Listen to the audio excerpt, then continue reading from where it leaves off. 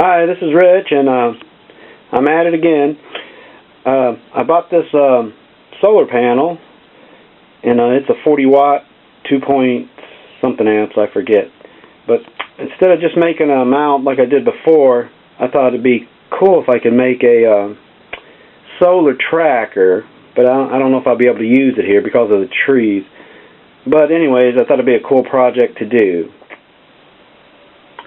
Okay, so here's what I come up with.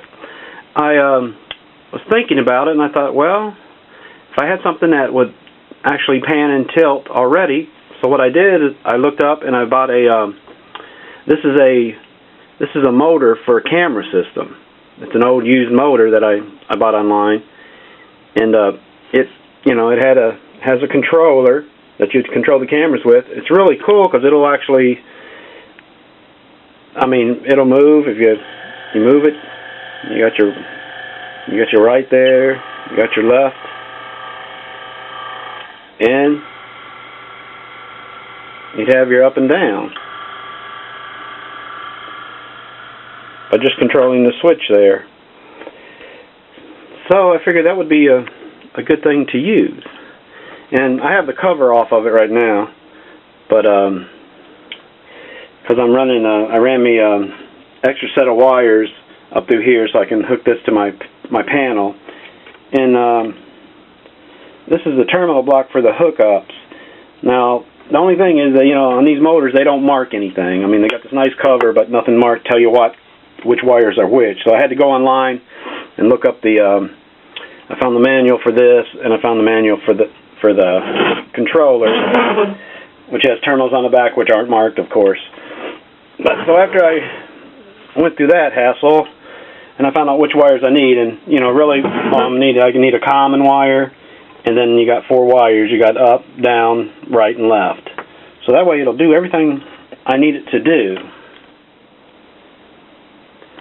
Okay. Now this also has extra. These are 4 little extra wires here, and they went to the actual camera, and it controlled the zoom and auto iris and stuff like that. And they just go down the shaft and come out and come down to these terminals. So I could probably use one of them for my photo eye to make it move.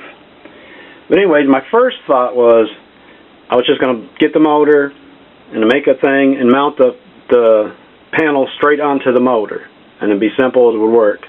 And I did that and it worked, but as my robot friend pointed out, Danger, Will Robinson. Yep, there was a danger of that because that panel is about 11 pounds and this motor isn't really made to hold that weight. So now I have to come up with something that will hold the weight yet turn real easy, and I can just use the motor for that process. Okay, here's what I come up with. I bought this. This is it's to put your garbage cans on and hold it. But I was walking through Lowe's and I seen it, and I stood on it and I thought, man, that turns easy. I bet I could put the motor in the center. So I cut the hole out here and used it. And I'm sitting in Lowe's looking at this and looking at some wood, and the guy comes up and says, can I help you? I'm like, sorry, I'm inventing. I don't think you can help me. But anyways, I thought that would work good because it spins easy. It should hold the weight. And I just made a bracket like I did on my other one, and I'll put a mount on the back of the cell, and I'll just run this through there, and it'll just set on here. The motor will be in the center, and I'll strap these 2 onto there. And I'll show you that. Okay, this is it. Actually mounted. I put the cover back on the motor, and the housing just has 4 screws that put it together, and I just used my bracket and used one of the screw holes just to mount that on there, so it's secure to the motor. And I made an arm here. This will be for my up and down. This is off of a bracket for an air conditioner unit. But anyways, it should work cool, and that way I just hit that. There I go. I'll be going east and west, or west and east, or back and forth. And it works easy. That motor, the motor's strong. You can pull. And then my up and down, my arm will just go up. That'll be held on the back of the cell. up and down. So that should work cool. Okay, here it is, actually mounted to the unit here. And as you can see, that arm gets me up and down.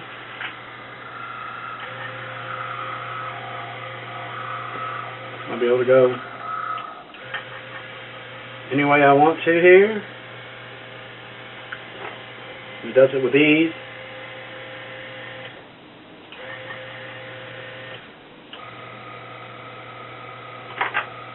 So that should work out cool. Next thing to do is just figure out a relay and a photocell. Okay, got me a little relay here, and it's just a 12-volt alarm relay. And I took just a little photocell. I took out a LED yard light thing that was old, and I mounted it down in a tube there, and there you can see it down in there. And that way, it's hooked to the relay, which has a trigger. So when it sees light, it doesn't see the light, it'll trigger, and I'm using the contacts to make the motor turn. And when you push on the little toggle switch, it's just a micro switch, and all it does is make a close. So I'm just going to replace the switch, actually, with this to make the close. Okay, I have it set up here, and I just have a light here shooting down in there. But that should trigger the relay when the sun moves. It'll make a shadow down in that box, and then it'll keep doing that until it finds the sun again. And that should work out. That should work out pretty good for me. You know, and if I wanted to, I could do the other relays, make it come back and forth. But I think it'll be fun just playing with the toggle, and I'll see if the tracker works, because I'm not sure if I'll be able to use it till the leaves fall off the trees here. But that should be it. Well, that's all I have right now, and just thought I'd show you guys. And once the leaves fall off the trees and I start getting some sun, I'm not really getting any kind of sun now. I'll mount it outside, and I'll have to put some kind of bubble on it to weatherproof it a little better, silicone it and stuff.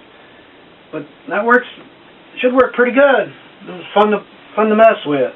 I'll be working on a PopCam downspout heater here shortly, so stay tuned. Thanks for watching.